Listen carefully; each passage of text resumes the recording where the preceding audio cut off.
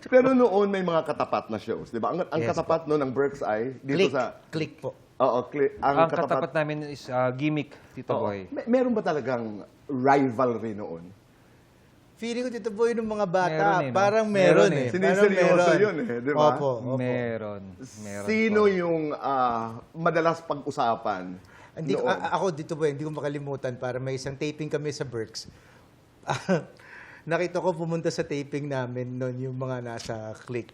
Parang meron mga, siguro gusto nilang ilabas o meron silang mga ka-text noon sila, yung mga kasama namin, mga girls.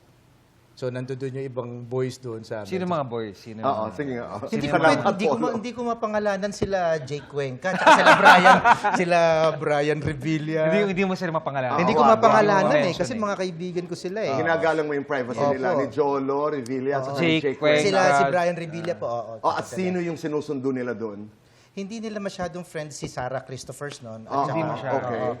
Sino Tapos, pa? Sino Saka pa? sila Sino pa? Karel Marquez nung mga panahon na yun. Pero dati pa yun, baka naman di na nila. So, anong reaksyon yung mga boys nung... Siyempre, Tito Boy, parang wow. Territorial, yung mga, di ba? oo, yung mga ano namin to, leading lady namin to, dinadayo ninyo dito.